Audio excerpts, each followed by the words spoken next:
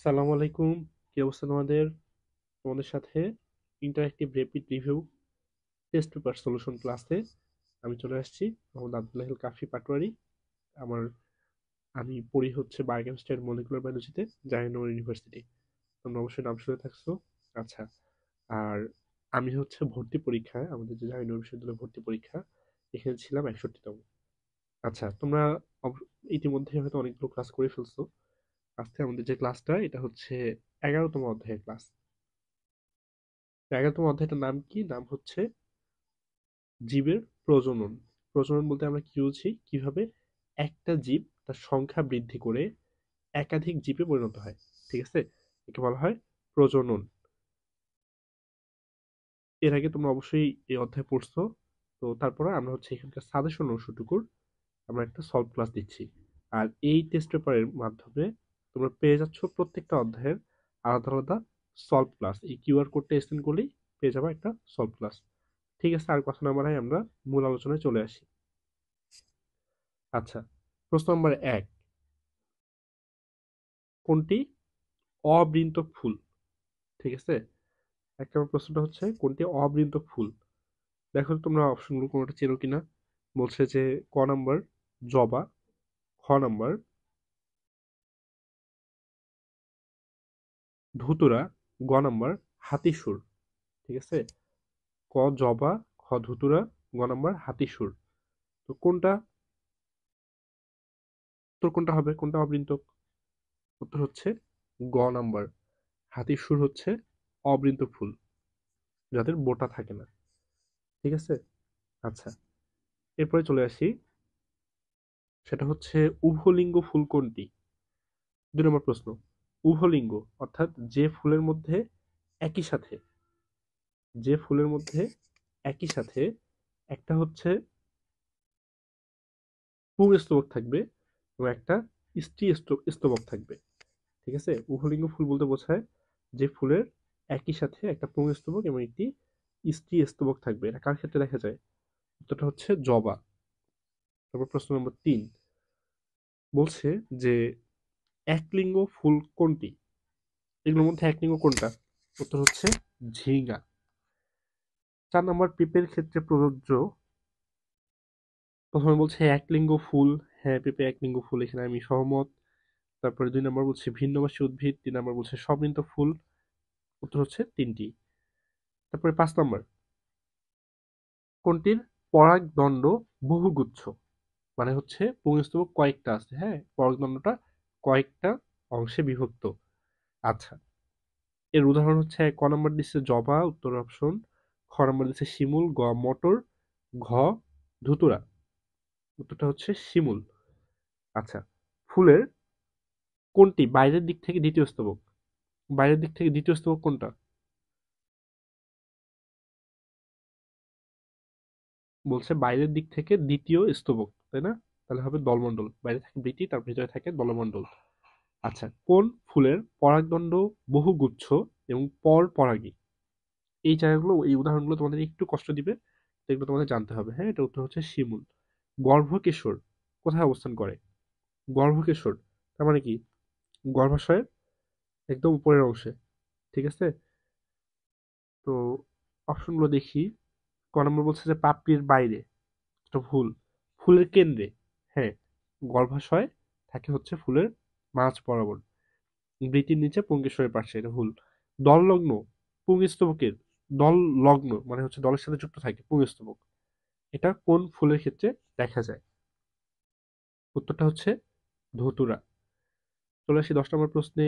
কোন ফুল এক গুচ্ছ বিশিষ্ট পরাগদণ্ড থাকে? কোন ফুলের ক্ষেত্রে একগুচ্ছ বিশিষ্ট পরাগদণ্ড থাকবে? উত্তর হচ্ছে জবা। বহুগুচ্ছ পুংস্তবক থাকে কোন উদ্ভিদে? বহুগুচ্ছ পুংস্তবক থাকে হচ্ছে শিমুল ফুলের মধ্যে। ফুলের অত্যাবশ্যকীয় অঙ্গাণু কয়টি? ফুলের অত্যাবশ্যকীয় অঙ্গাণু হচ্ছে 2টি। আচ্ছা, এরপরে বলছে দেখো একটা জবা ফুলের ছবি দিচ্ছে, বি চিহ্নিত অংশটির নাম কি? বি চিহ্নিত অংশটার নাম হচ্ছে পরাগধানী। দেখো এটা পুংস্তবক না? যে এটা পুংস্তবক, এটা পুংস্তবক, যে এগুলো হচ্ছে পুংস্তবক, ঠিক আছে? তাহলে এই বি চিহ্নিত অংশ মানে পুংস্তবকের ঠিক মাথার পার্টটা, এর নাম হচ্ছে পরাগধানী। তারপরে দেখো এ ও বি এর কাজ, একটা পরাগধানী আর একটা হচ্ছে পাপড়ি। একটা পরাগধানী আর একটা হলো পাপড়ি। আচ্ছা, এই দুটো অংশের কাজ কি? এক নম্বর বলছে যে ফুলের পরাগায়নে সাহায্য করা, অবশ্যই। ফুলকে রোদ এবং বৃষ্টি থেকে রক্ষা করা। পাপড়ি রোদ এবং বৃষ্টি থেকে রক্ষা করে থাকে। ফুলের পরাগরেণু উৎপাদনে সাহায্য করা। হ্যাঁ, এখানে উত্তর হচ্ছে তিনটেই। ঠিক আছে, পরাগরেণু তৈরি হয় পুংস্তবকের মধ্যে। উত্তর হলো ঘ। তারপরে দেখো শিক্ষক শ্রেণীকক্ষে পরাগায়ন সম্পর্কে আলোচনা করছিলেন, তিনি একটি কদম ফুল দেখিয়ে বললেন এটা এক ধরনের পরাগায়ন হয়। এর মধ্যে এক ধরনের পরাগায়ন হয়, হ্যাঁ। তো আলোচনা করছে কি নিয়ে? কদম ফুল। এখন তাহলে আমাদের চিন্তা করতে হবে যে কদম ফুল, সেখানে কোন ধরনের পরাগায়ন ঘটে?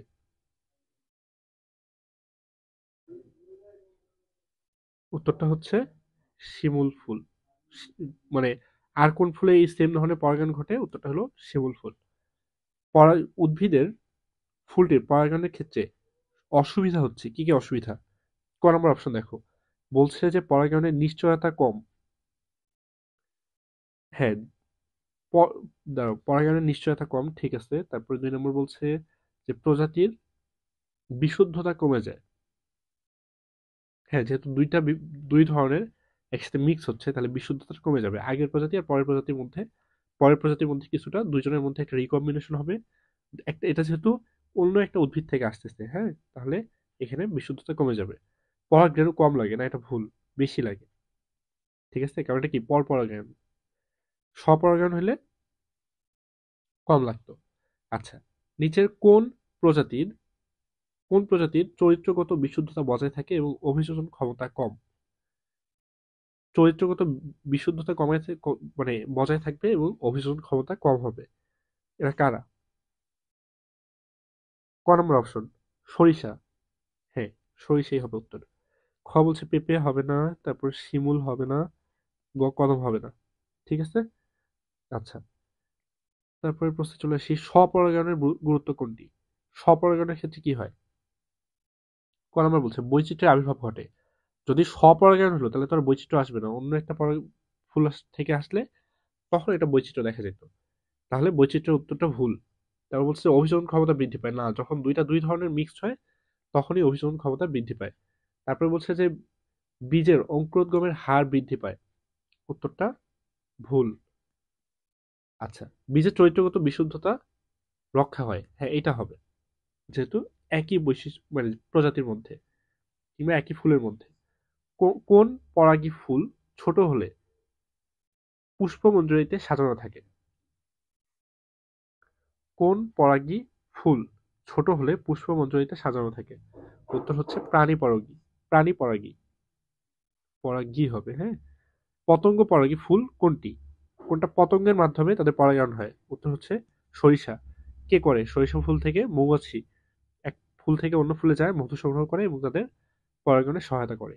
নিচের কোন ফুলটির গর্ভমুণ্ড আঠালো এবং শাখান্বিত? গর্ভমুণ্ড আঠালো এবং হচ্ছে শাখান্বিত।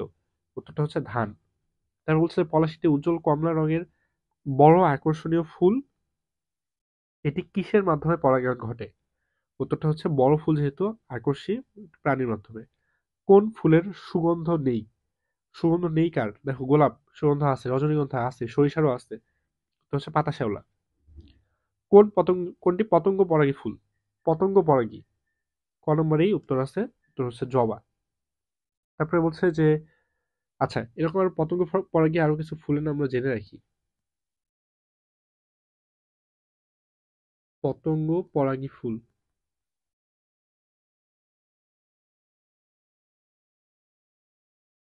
আচ্ছা, এর মধ্যে থাকবে হচ্ছে জবা, তারপরে পাবা কুমড়া, এরপরে পাবা হচ্ছে সরিষা। ঠিক আছে, এরা হলো পতঙ্গ পরাগী ফুল। আর প্রাণী পরাগী, প্রাণী পরাগী কোনগুলো? প্রাণী পরাগী ফুল।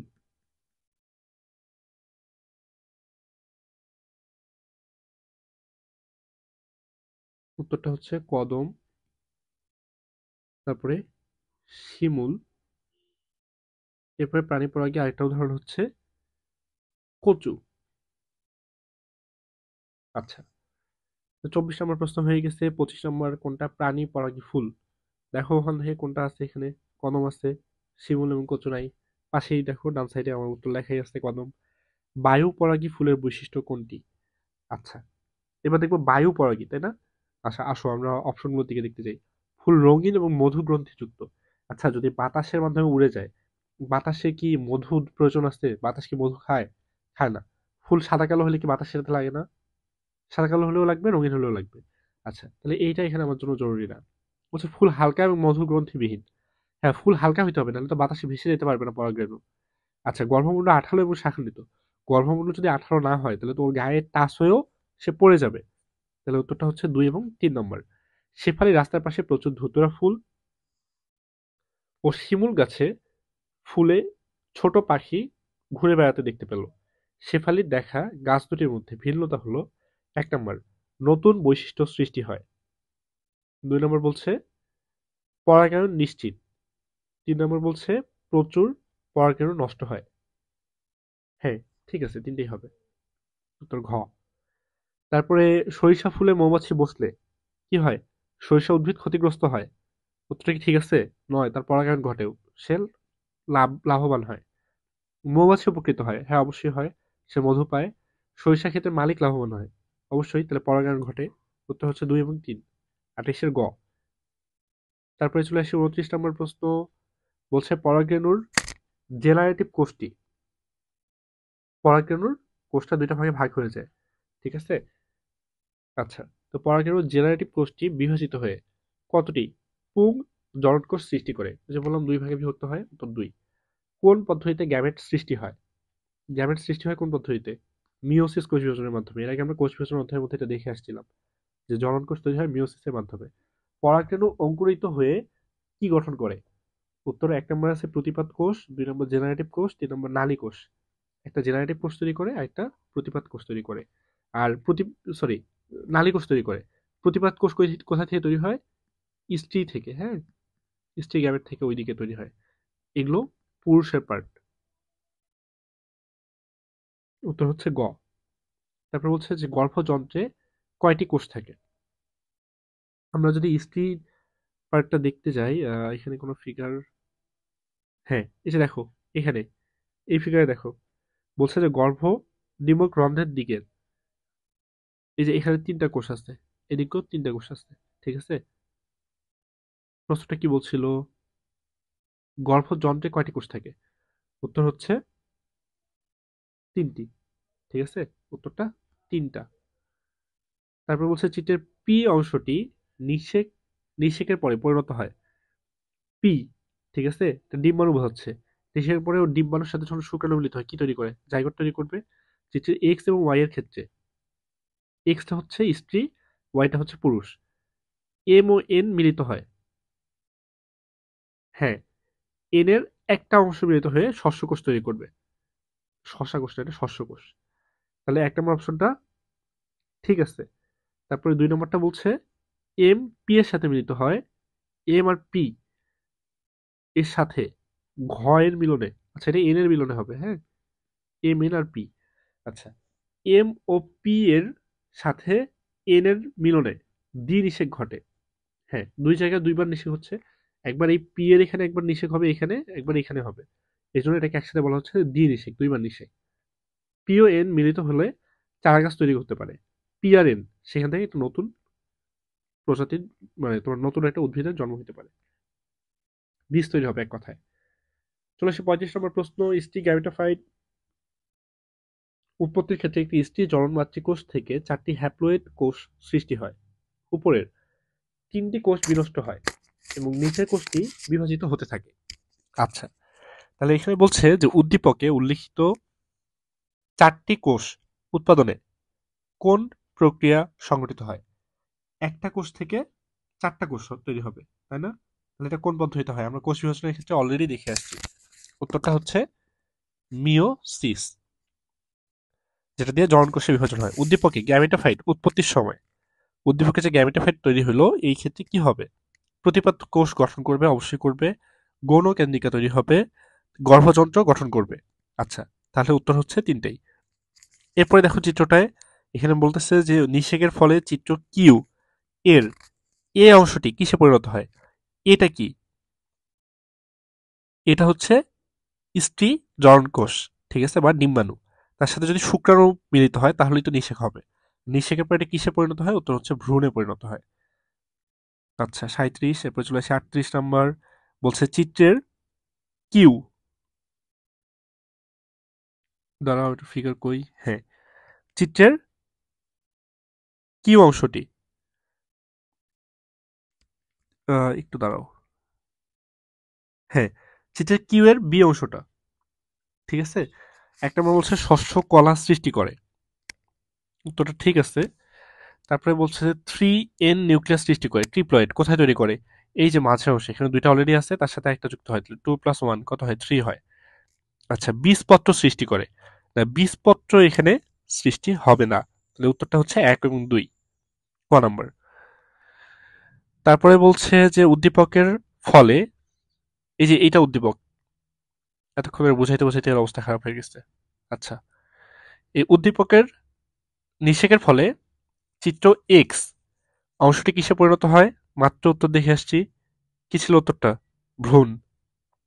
তারপরে চিত্রের ওয়াই অংশটি যা সৃষ্টি করে তা হলো ওয়াই অংশটা অলরেডি দুইটা ছিল, তার সাথে একটা, তাহলে এটা হবে ট্রিপ্লয়েড, এর নাম হচ্ছে 3N নিউক্লিয়াস বা শস্য কলা। একই প্রশ্ন দুইবার চলে আসছে। আচ্ছা, একটা আসছিল যশোর বোর্ড 23 সালে, একটা আসছিল যশোর বোর্ডে 21 সালে। তাহলে দেখো তোমরা যারা ভাবতেছো যে আমার বোর্ডে এর আগে তো এই প্রশ্নটা আসছে, তাহলে কি এটা আমি আবার পড়বো, আবার কি আসবে? হ্যাঁ, অবশ্যই আসতে পারে। এই যে একটা উদাহরণ দেখাই দিলাম, দেখো এটা যশোর বোর্ড 23 সাল, আর এই যে আগের প্রশ্নটা ছিল, এটা ছিল যশোর বোর্ড 21 সাল। একই প্রশ্ন, দুইটা এমসিকিউ। ব্যাপারটা বুঝবো যে আমি গত 2-3 বছরের প্রশ্ন পড়ে যদি একটা বোর্ড থেকে দুইটা এমসিকিউ হুবহু কমন পেয়ে যাই, তাহলে আর কি লাগে বলো? একদম পরীক্ষা কোপ হবে, হ্যাঁ। আচ্ছা, ঠিক আছে। তারপরে দেখো, পরাগায়নের ফলে পরিণত পরাগরেণু কোথায় পতিত হয়? পরাগায়নের ফলে যে পরাগরেণুটা তৈরি হলো এটা কোথায় যেয়ে শেষে ঠেকবে? লাস্ট ওর গন্তব্য কোথায়? উত্তর হচ্ছে গর্ভমুণ্ডে। গর্ভমুণ্ডে যাবে, তারপর সেখান থেকে গর্ভকিশোরের মধ্যে সেটা ডিম্বাণুর সাথে মিলিত হবে। আচ্ছা, অ্যান্ডোস্পার্ম, অ্যান্ডোস্পার্ম মানে কি? এটা কি ওই যে শস্যকোষ মাঝখানে যেটা দেখালাম না, 2N অলরেডি ছিল, অলরেডি দুইটা আছে, তার সাথে আরেকটা, এটা হচ্ছে অ্যান্ডোস্পার্ম যখন আরেকটা মিলিত হবে। তো তাহলে কি হবে? এটা হয়ে যাবে ট্রিপ্লয়েড। হ্যাঁ, 3N বা ট্রিপ্লয়েড, এই তো। তারপর বলছে যে অযৌন জননের ক্ষেত্রে কোনটি ঘটে? অযৌন জননের ক্ষেত্রে কি হয়? 1 নম্বর অপশন শ্রমসাধ্য ও সময় সাপেক্ষ প্রক্রিয়া, অপত্য জীবগুলো মাতৃজীবের অনুরূপ হয়, তারপর বলছে যে বৈচিত্র্যতা কম পরিলক্ষিত হয়। আচ্ছা, তাহলে আমরা দেখি ক নম্বর বলছে শ্রমসাধ্য ও সময় সাপেক্ষ প্রক্রিয়া, না অযৌনর ক্ষেত্রে এরকম নয়, যৌনর ক্ষেত্রে এটা প্রয়োজন, ঠিক আছে। তাহলে 2 ও 3, গ নম্বর উত্তর। নিষিক্তকরণের পর গর্ভাশয় কিসে পরিণত হয়? তোদের বইয়ে একটা চার্ট দেওয়া আছে, হ্যাঁ, ছক দেওয়া আছে একটা। এই ছকের মধ্যে দেখবা যে নিষেকের আগের অবস্থা আর নিষেকের পরে তার পরিণতি কি হয়। এই ছকটা খুব ভালো করে পড়ে ফেলবা, এখান থেকে 2-3 মার্ক কমন পাওয়া মানে এসএসসি তে মিনিমাম 1 মার্ক বা 2 মার্ক কমন পাবা, ঠিক আছে, এটা খুবই ইম্পর্টেন্ট। আচ্ছা, নিষিক্তকরণের পর গর্ভাশয় কিসে পরিণত হয়? উত্তরটা হচ্ছে ফলে পরিণত হয়। কোন অংশটি বীজে রূপান্তরিত হয়? বীজ হয় কোনটা? উত্তর হচ্ছে ডিম্বক, ডিম্বকটা বীজে পরিণত হয়। চালটা কোন ধরনের ফল? বইয়ে বিভিন্ন ধরনের ফলের কথা বলা আছে, হ্যাঁ, ওখানে হচ্ছে অপ্রকৃত ফলের মধ্যে দেখবা যে চালটা দেওয়া আছে। তারপরে বলছে যে নিচের কোনটিতে বহিঃনিষেক ঘটে? ঠিক আছে, ক নম্বর অপশন হাঙ্গর, খ নম্বর ব্যাং, ব্যাঙের ক্ষেত্রে বহিঃনিষেক হয়। আচ্ছা,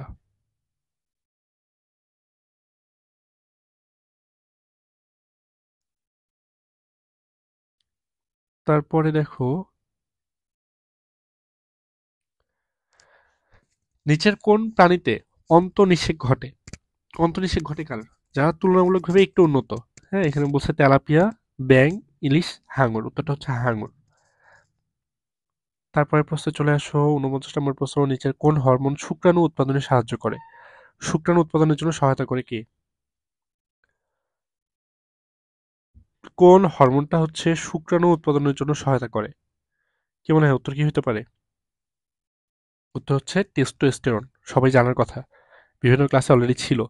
আচ্ছা, তারপরে আসো। আচ্ছা, এখানে একটু বলে রাখি, হ্যাঁ?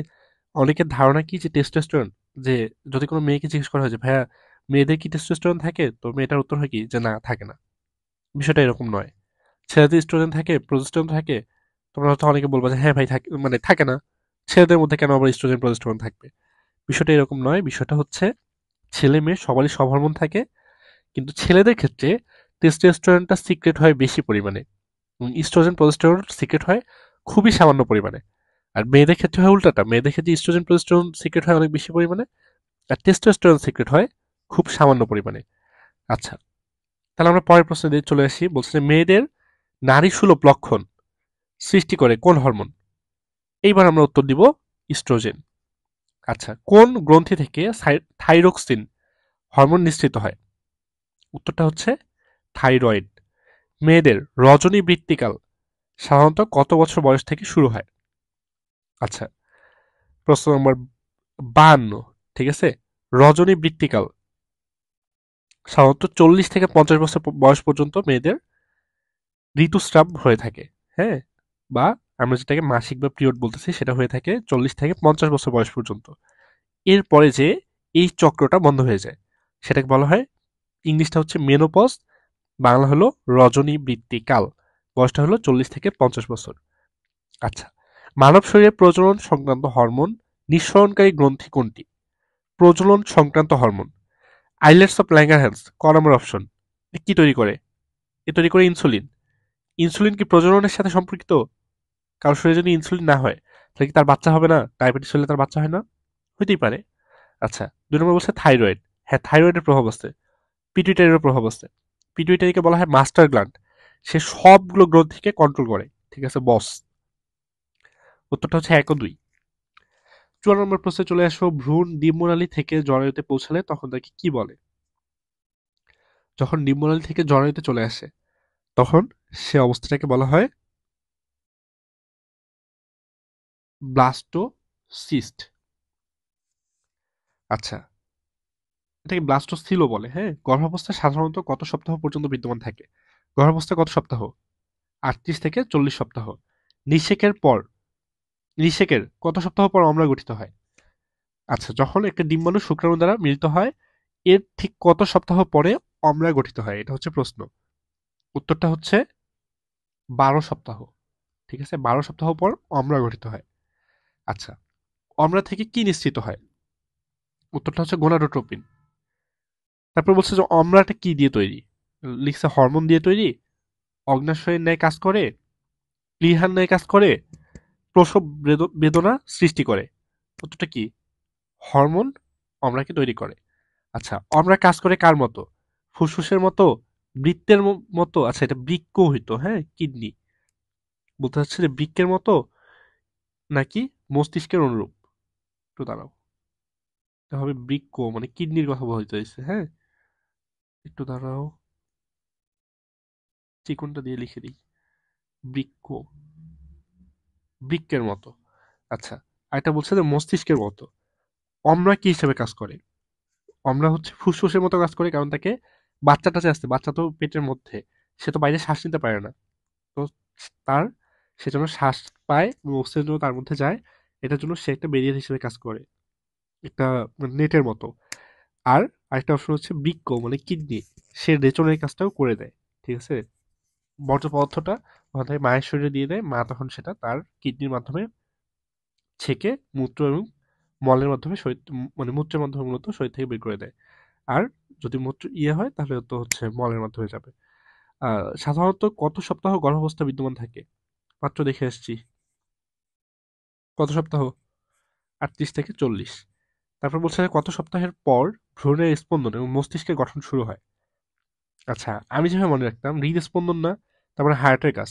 হার্ট কত প্রকোষ্ঠ বিশিষ্ট? 4 প্রকোষ্ঠ বিশিষ্ট। তাহলে মনে রাখবা যে 4 সপ্তাহ পর হার্ট এবং মস্তিষ্ক পূর্ণাঙ্গ গঠন লাভ করে।